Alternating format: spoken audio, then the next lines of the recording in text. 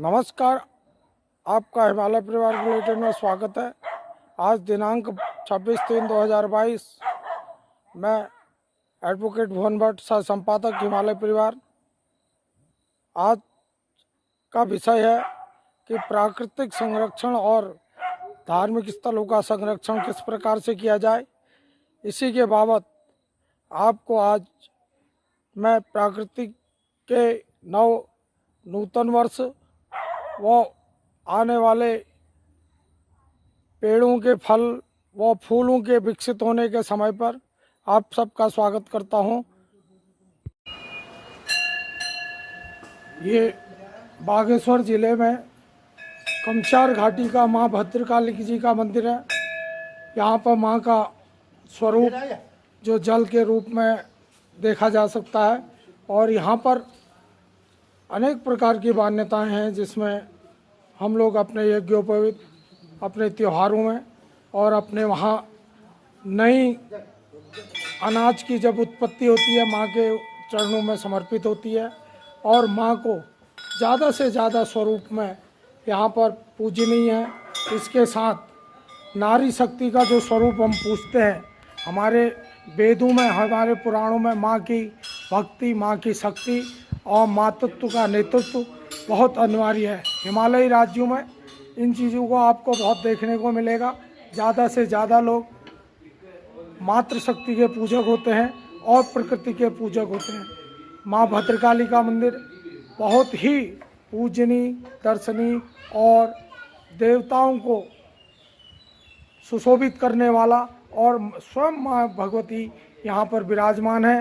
मैं आप सबको भारतीय नववर्ष की हार्दिक शुभकामनाएं देते हुए मैं सबसे निवेदन करूंगा कि आने वाली हमारी पीढ़ियां अपने धर्म, अपने कर्म और अपने क्षेत्र और अपने देश के लिए समर्पित रहें। क्योंकि मित्रों, जिस मंदिर में मैं खड़ा हूं, इस घाटी में बड़े बड़े सूरमा पैदा हुए, बड़े देशभक्त पैदा हैं, जो इस समय भारतीय सेना में भारत माता की रक्षा के हेतु अनेक सीमांत क्षेत्रों में कार्यरत है और मातृभक्ति के साथ साथ, देशभक्ति के साथ साथ अपने क्षेत्र के विकास के लिए निरंतर कार्य करते रहते हैं। यह रमणीक स्थान जल स्रोतों से भरा हुआ है। जिस स्थान पे मैं खड़ा हूँ, इस मंदिर के नीचे प्रांगण से माँ गंगा प्रवाहित है, जिसमें लोग स्नान करते हैं और इस गंगा जल को ले जाकर अपने घरों में पुण्य समय पर इसका उपयोग करते हैं। मेरा भी सौभाग्य हुआ कि मैं इस पावन बेला पर इस माँ भद्रकाली के मंदिर में आया और हिमालय परिवार के द्वारा किए गए कार्यों में इस कार्य को भी सम्मिलित करते जा रहा हूँ। इस मंदिर का आपको पूर्ण दर्शन करा रहा हूँ और हमारा प्रयास है, क्योंकि डॉक्टर इंद्रेश कुमार जी का कहना है कि हिमालयी राज्यों को तभी हम विकसित कर सकते हैं, हिमालयी राज्यों में तभी हम विकास ला सकते हैं जब वहाँ की संस्कृति, वहाँ की भाषा और वहाँ के क्षेत्र के लोक देवताओं का संरक्षण करें। अपने स्थापना काल से ही हिमालय परिवार लगातार हिमालयी राज्यों के जितने भी मठ और मंदिर हैं उनका चित्रण करता है और हमारा प्रयास रहता है कि स्वयं उन क्षेत्रों में जाकर जन जागृति करें, जन जागरण करें, एक जन आंदोलन का रूप लें। क्योंकि इन मंदिरों की महत्ता को धार्मिक आस्था के साथ साथ क्षेत्र के विकास के लिए भी बनाना चाहिए। क्योंकि पर्यटन के क्षेत्र में, इन भौगोलिक स्थानों में इनका नाम हो तो ज़्यादा से ज़्यादा लोग इन क्षेत्रों के आएंगे और इन रमणीक स्थानों का दर्शन करेंगे। क्योंकि यहाँ जल प्रतापों से भरा हुआ यह क्षेत्र पूर्ण रूप से पूजनीय है और यहाँ की जनता और यहाँ के लोग इन धार्मिक मान्यताओं के साथ अपने वहाँ उपनयन संस्कार, होली, दिवाली, जितने भी हमारे त्यौहार होते हैं, सबसे ज़्यादा लोग इन क्षेत्रों में आते हैं। मित्रों, यह यहाँ की जनता द्वारा ही संरक्षित है। यहाँ पर कोई पुलिस की ज़रूरत नहीं होती है, किसी प्रकार के मार्शल की ज़रूरत नहीं है।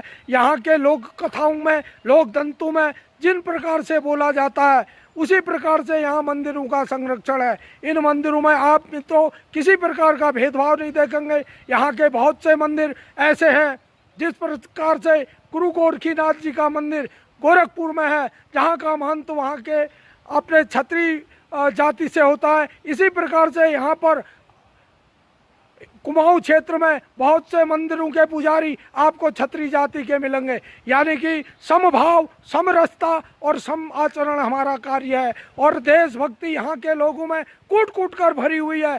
कोई ऐसा घर आपको नहीं मिलेगा जो सेना में जिसके बच्चे नहीं होंगे या उच्च अधिकारी नहीं होंगे। और पूरे देश क्या पूरे विश्व में मैं तो कहूँगा फैला हुआ है यह हिमालय क्षेत्र के लोगों की कर्तव्य निष्ठा, देश निष्ठा व धार्मिक निष्ठा एक प्रकार की प्रेरणा सबको देता है कि अपने क्षेत्रों को किस प्रकार से हम संरक्षित और सुरक्षित व इनका विकास करें।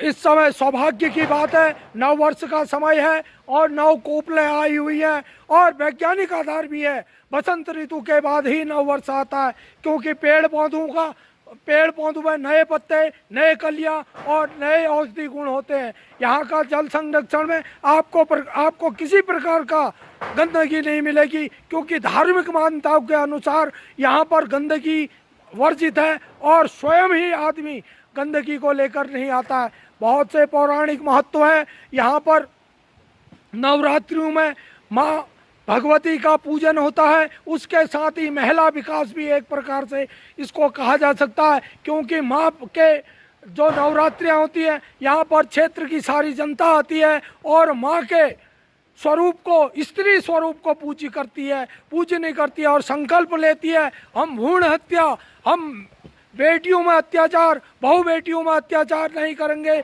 और ज़्यादा से ज़्यादा इनका संरक्षण करेंगे, क्योंकि भारत की 50% आबादी मातृशक्ति से संचालित है। वैसे भी हिमालयी राज्य मातृ प्रधान है, क्योंकि हिमालयी राज्यों में उनके पति या तो सेना में होते हैं या नौकरियों के लिए इधर उधर जाते हैं, तो मातृ संगठन ही अपने घर का संरक्षण करता है, क्षेत्र का संरक्षण करता है। और यहाँ पर राजनीतिक धार्मिक संरक्षण के लिए मातृशक्ति को ही आगे आना पड़ता है। मैं इस स्थान पर खड़ा हूँ, यह पूर्ण रूप से हमारे पूर्वजों द्वारा बनाई गई मंदिर है। इसकी बहुत मान्यता है, पूरे क्षेत्र के लोग यहाँ पर आते हैं। मेरा आप सबसे अनुग्रह है, हमसे हिमालय परिवार के रूप में जुड़कर, डॉक्टर इंद्रेश कुमार जी के नेतृत्व में जुड़कर हिमालयी राज्यों के विकास, संरक्षण, संवर्धन व पर्यावरण संरक्षण के लिए हम काम करें और स्वयं उन स्थानों पर जाएं जहाँ पर हम जाकर वहाँ की भौगोलिक, पर्यावरणिक और धार्मिक व नव चेतना के रूप में लोगों को जनता के साथ, जनता के द्वारा ही संचालित हों। मेरा प्रयास है कि ज़्यादा से ज़्यादा लोग हिमालय परिवार के बुलेटिन से जुड़ें और इस प्रकार के जल संरक्षण, पर्यावरण संरक्षण और बेटी बचाओ बेटी पढ़ाओ और अनेक प्रकार के आंदोलनों को हम कर सकते हैं। पहाड़ के लोगों की देशभक्ति को नमन है। वो लोग जो पूरे अपनी जवानी को इस मातृभूमि के लिए सीमांत क्षेत्र में खड़े होकर समर्पित करते हैं। यहाँ से अनेक प्रकार के राजनेता भी पैदा हुए हैं। यहाँ पर अनेक प्रकार के वैज्ञानिकों के कुछ गांव तो ऐसे हैं जहाँ पर IAS और IPS ही हैं।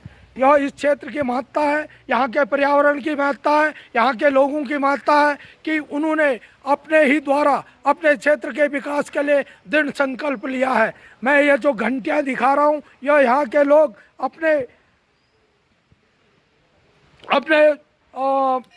जब उनका संकल्प पूरा होता है तो यहाँ पर चढ़ाते हैं। इसका कोई भी व्यक्ति सुरक्षित नहीं करता है, कोई भी व्यक्ति संरक्षण नहीं करता। यह प्रकृति द्वारा और यहाँ की स्थानीय जनता की मान्यता के द्वारा पूर्ण होता है। कोई भी व्यक्ति यहाँ गलती नहीं करता है और यह माँ भगवती पूर्ण रूप से हिमालयी राज्यों की और यहाँ के लोगों की रक्षा करती है, यहाँ के विकास करती है, संवर्धन करती है। हमारा भी सौभाग्य हुआ, स्वयं माँ भद्रकाली बागेश्वर जिले में है। यह एकदम सीमांत क्षेत्र है। इसके बाद चाइना का क्षेत्र लगता है। चाइना तो नहीं कहूँगा, तिब्बत का क्षेत्र लगता है, लेकिन चाइना ने ऑक्युपाइड किया है तो उसको अभी चाइना कहा जा रहा है। तो मित्रों, हमारा लगातार प्रयास रहता है कि ज़्यादा से ज़्यादा लोग हमसे जुड़ें, हमारे हिमालय परिवार के बुलेटिन से जुड़ें और हिमालयी राज्यों के विकास और संरक्षण के लिए काम करें। हिमालय केवल हिमालय के लोगों का नहीं है। हिमालय से जो नदियाँ बहती है, हिमालय से जो औषधियाँ मिलती है, हिमालय से जो लकड़ियाँ मिलती है, हिमालय से जो रत्न प्राप्त होते हैं, वो सबके काम आते हैं। यानी कि सर्वे भवन्तु सुखिनो सर्वे सन्तु निरामया सर्वे भद्राणि पश्यन्तु माँ कश्चित् भाग भये। भारत माता की जय, हिमालय परिवार की जय, देव आत्मा हिमालय की जय। जय भारत, जय हिंद।